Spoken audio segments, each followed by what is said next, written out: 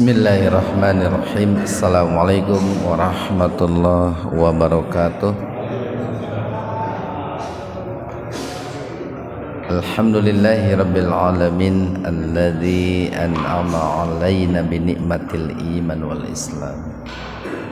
Walladzi arsala rasulahu bil huda wa dinil haqq liyudhhirahu 'alad dini kulli wa kafa billahi shahida. Asyhadu an la ilaha illallah wahdahu la syarikalah wa asyhadu anna Muhammadan abduhu wa rasuluh alladzi la nabiyya ba'da. Hadirin ikhwatu iman, jemaah Majlis Tafsir Iliyin yang mudah-mudahan senantiasa berikan hidayah dan maghfirah Allah Subhanahu wa taala. Kajian tafsir di Majlis Tafsir Iliyin pada kesempatan ini membahas surat Al-An'am ayat 74 halaman 137.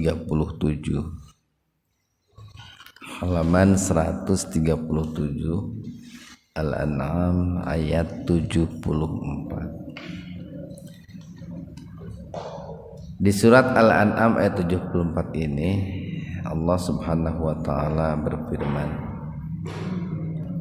yang khitabnya itu ditujukan kepada Nabi Muhammad sallallahu alaihi wasallam, di mana Allah mengajak Nabi Muhammad untuk sekilas mengingat atau mereview tentang kisah Nabiullah sekaligus Khalilullah Ibrahim alaihi salam. Wa dan id, ingatlah, qala, ketika berkata Ibrahimu, Nabi Ibrahim alaihi salam, li, kepada abihi, ayahnya, Azar, yaitu Azar. Jadi Allah mengajak Nabi Muhammad untuk mengingat akan kisah Nabi Ibrahim alaihi salam ketika Nabi Ibrahim berkata, berdialog, berdakwah kepada ayahnya yaitu Azar. Yang pada saat itu Azar, ada juga yang mengatakan nama ayah Nabi Ibrahim itu Tarikh, namanya Tarikh. Yang pada saat itu Azar itu adalah seorang penyembah berhala, seorang yang mensekutukan Allah. Akan dikabarkan Azar ini seorang yang profesinya itu membuat patung Nah, ini kan menunjukkan betapa jauhnya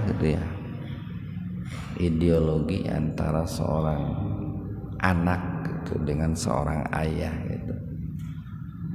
Apa yang dikatakan oleh Nabi Ibrahim kepada ayahnya itu, apakah tatakhidu, engkau menjadikan asnaman, berhala-berhala. Asnam itu sonam, sonam itu berhala yang terbuat dari batu-batu kan. Dan yang namanya berhala itu akan berubah bentuk, berubah wujud sesuai dengan perkembangan zaman Nah, waktu itu kan memang banyak orang itu yang menekuni pekerjaan dalam hal mengukir batu, maka berhalanya itu dibuatlah dari batu. Jadi apakah engkau akan menjadikan berhala-berhala itu alihatan, sebagai alihah, sebagai Tuhan sebagai dat yang dituju gitu. Aliha itu disebut Tuhan itu disebut alihah karena Tuhan itu adalah zat yang dituju. Alihah itu diambil kata ilahun, ilahun, ilahani, alihah itu. Ini sesungguhnya aku aroka melihat engkau wahai ayah gitu. Wa qaumaka dan juga kaummu. Nah, ini menunjukkan bahwa Azar ayahnya Nabi Ibrahim itu bukan orang biasa gitu. Tapi termasuk dari kalangan orang-orang yang punya pengaruh gitu ya. Termasuk dari kalangan orang-orang yang punya pengikut gitu Pak. Saya melihat bahwa engkau dan juga kaummu berada di dalam dolalin kesesatan mubin yang sangat nyata. Nah ini kan sebagai sebuah bentuk dakwah dari seorang anak kepada ayahnya Pak. Tentu kan Nabi Ibrahim tahu betul gitu ya, bagaimana berdakwah kepada ayahnya itu. Sudah pastilah Nabi Ibrahim itu akan memperhatikan kapan waktunya yang tepat itu, bagaimana tutur katanya yang tepat, dalam kondisi apa, di tempat apa. Itu kan perhitungannya pasti sangat matang gitu. Karena berdakwah kepada seorang ayah atau berdakwah kepada keluarga terdekat itu sebetulnya jauh lebih berat Pak ketimbang berdakwah kepada orang lain. Terlebih-lebih seorang anak berdakwah kepada bapaknya itu kan bagaimana gitu ya. Karena bagaimanapun nanti seorang ayah itu pastilah akan dibisiki oleh setan itu, sehingga muncul keangkuhannya, muncul kesombongannya. Wa kadzalika, dan demikianlah atau oleh karena itu nuri, nah kami kata Allah memperlihatkan Ibrahim kepada Nabi Ibrahim alaihissalam malakutas samawati wal ard. Malakut ini Pak, kekuasaan, kerajaan, kepemilikan gitu. Jadi kami perlihatkan kata Allah kepada Nabi Ibrahim itu kerajaan-kerajaan itu ya. As-samawati yang ada di seluruh langit wal ardi dan yang ada di seluruh bumi. Karena kan bukti bahwa Allah itu ada Pak, yaitu adanya ciptaannya gitu. Bukti Allah itu sangat kuasa, sangat perkasa, sangat kuat. Kita bisa melihat bagaimana gagahnya, bagaimana ahengnya ciptaan-ciptaan Allah itu. Betapa gagahnya yang namanya gunung gitu ya, betapa tangguhnya yang namanya langit, bumi ya itu. Nah kalau gunung, langit, bumi, lautan itu begitu gagah, begitu besar, begitu luas, maka terlebih-lebih yang menciptakannya. Nah makanya dalam sebuah hadis qudsi itu kan Allah berfirman begini,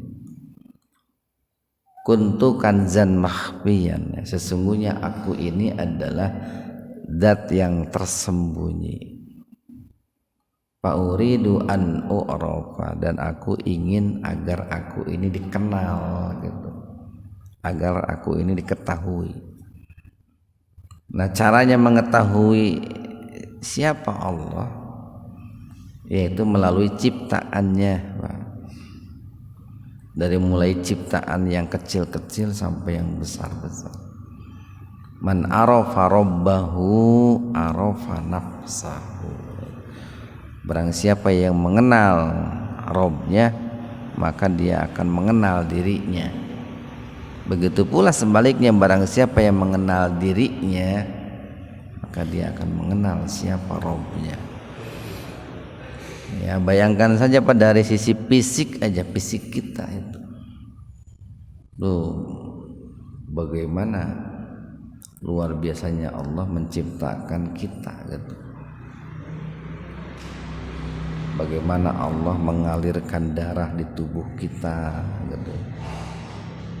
Menciptakan urat-urat di tubuh kita. Wah, banyaklah anggota-anggota tubuh kita itu yang sangat luar biasa. Nah, Allah perlihatkan semua ciptaannya itu, yang semua ciptaannya itu menunjukkan akan kemahakuasaannya Allah kepada Nabi Ibrahim alaihissalam.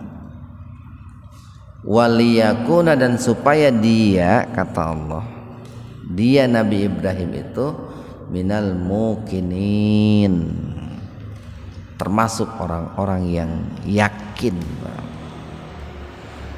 Karena untuk muncul yang namanya keyakinan itu harus diawali dengan ilmu.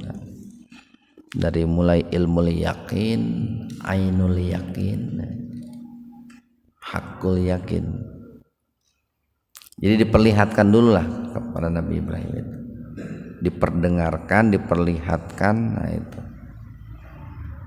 Falamma, maka ketika jannah jin itu Pak, jin itu kan tertutup, tersembunyi, tidak kelihatan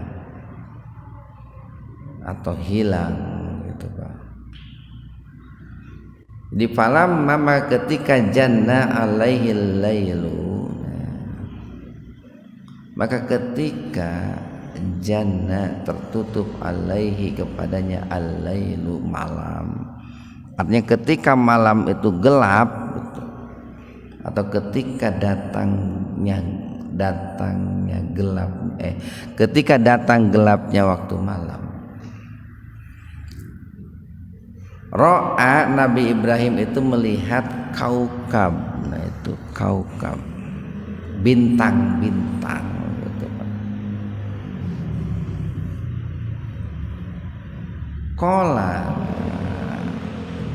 kemudian Nabi Ibrahim berkata, hadza rabbi, apakah ini Tuhanku itu.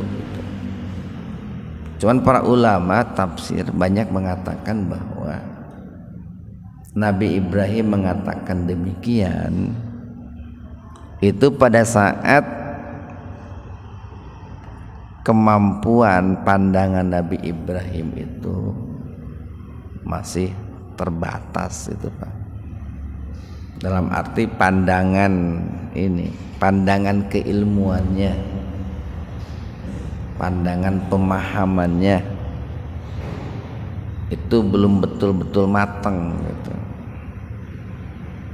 Kan keimanan seseorang itu akan bertambah kuat itu seiring dengan berjalannya waktu, seiring dengan banyaknya masukan-masukan ilmu yang dia dapat. Maka tak heran atau wajar lah kalau Nabi Ibrahim itu pada awalnya bertanya ketika muncul bulan itu, apakah ini Tuhanku itu? Nah, ini sering disebut atau diistilahkan dengan saat Nabi Ibrahim mencari Tuhannya gitu, mencari Robnya. Falamma, maka ketika afala itu hilang gitu, lenyap Kan bulan itu tidak muncul sepanjang waktu. Ya, bulan itu kan munculnya di malam hari, di siang hari kan tidak. Atau kalau dalam sebulan munculnya bulan purnama itu kan cuma berapa hari ya. Pertengahan bulan itu bisa muncul bulan purnama itu. Nah, maka ketika bulan itu hilang, lenyap, qala berkatalah Nabi Ibrahim, la uhibbu, aku tidak menyukai al-afilin, sesuatu yang lenyap. Jadi ketika bulan itu muncul, apakah ini yang disebut dengan Tuhan itu? Tetapi ketika bulan itu lenyap, tidak mungkin gitu. Masa ada yang namanya Tuhan itu lenyap gitu. Falamma, maka ketika ro'a bintang itu. Falamma, maka ketika ro'a melihat al-qamara bulan bazigon ini terbit Pak. Qala, Nabi Ibrahim berkata kembali, hadza rabbi, apakah ini Rabbku? Ada juga yang menafsirkan begini Pak, bahwa perkataan ini adalah sindiran dari Nabi Ibrahim kepada ayahnya dan juga kaumnya gitu, dalam rangka mengingatkan mereka, dalam rangka berdakwah kepada mereka. Apakah ini Tuhan kalian itu? Ketika bintang-bintang itu hilang, Nabi Ibrahim menyindir mereka, masa iya yang namanya Tuhan itu lenyap gitu. Ketika muncul bulan, Nabi Ibrahim pun berkata kembali, apakah ini Tuhan kalian gitu? Masa iya Tuhan itu bisa lenyap? Jadi falamma, ketika afala, di falamma ra'al qamara, maka ketika Nabi Ibrahim itu melihat bulan bazigon itu terbit, qala, Nabi Ibrahim berkata, hadza rabbi, apakah ini Tuhanku gitu. Tadi ada yang menafsirkan bahwa ini sindiran Nabi Ibrahim kepada kaumnya. Falamma, maka ketika afala lenyap bulan tersebut, qala, Nabi Ibrahim berkata lagi, lain sungguh jika lam yahdini rabbi. Karena muncul kalimat ini, sungguh jika tidak menunjukkan, seandainya tidak menunjukkan aku, Robbi, Robku, seandainya Robku tidak menunjukkan aku, la aku nanna, sungguh aku ini akan termasuk minal qaumiz zalimin, dari kalangan orang-orang yang zalim. Nah, kalimat ini dijadikan dasar oleh para ulama bahwa tadi perkataan Nabi Ibrahim pada saat melihat bintang-bintang, pada saat melihat bulan, lalu kemudian bintang dan bulan itu lenyap, itu dalam rangka mengingatkan, menyindir ayahnya dan kaumnya. Falamma, maka ketika ro'a, Nabi Ibrahim melihat asyamsa, matahari, bazigotan terbit. Jadi kalau komar, apa itu komar? Itu dari jenis mudzakkar, itu maksudnya kelompok mudzakkar. Maka tadi kalau Allah bicara komar itu bazigon. Tapi kalau asyamsu, matahari, itu masuknya jenisnya muannas. Muannas itu jenis perempuan, mendinaikan apa? Makanya bazigotan. Tadi bazigon, ini bazigotan. Nah, ketika Nabi Ibrahim itu melihat matahari, Nabi Ibrahim berkata, hadza rabbi, inikah Tuhanku. Hadza akbar, ini jauh lebih besar. Matahari kan lebih besar, lebih bersinar, lebih hangat, lebih panas itu.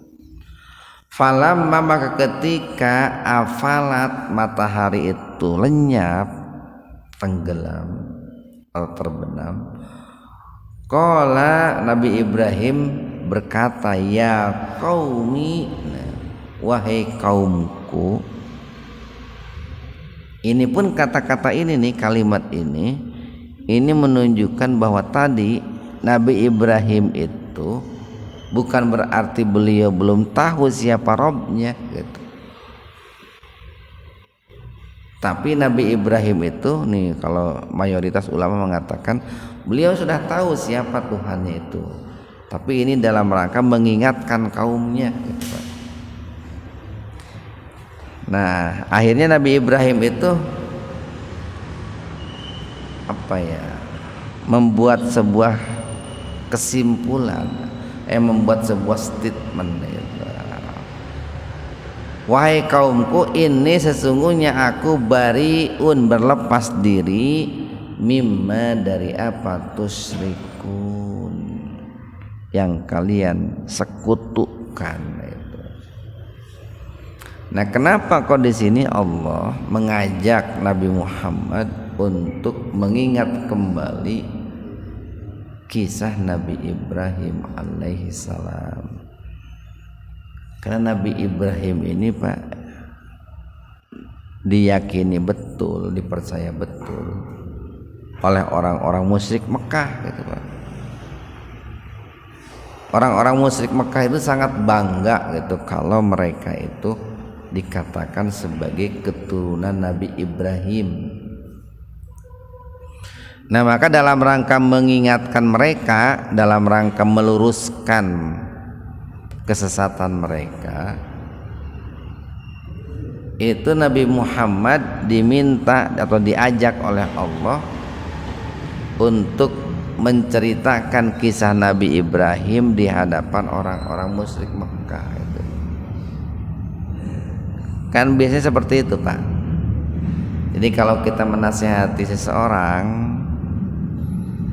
salah satu caranya itu adalah dengan cara kita menghadirkan cerita-cerita orang yang dihormati, disegani, ditakuti, disayangi oleh seseorang yang akan diberikan nasihat gitu, Pak. Nah, biasanya itu akan jauh lebih berhasil itu, Pak. Biasanya begitu.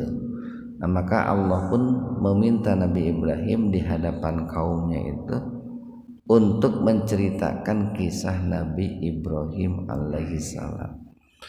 Tapi ya pada akhirnya mereka orang-orang ini termasuk orang-orang Bani Israel juga, Pak. Ya, mereka orang-orang Bani Israel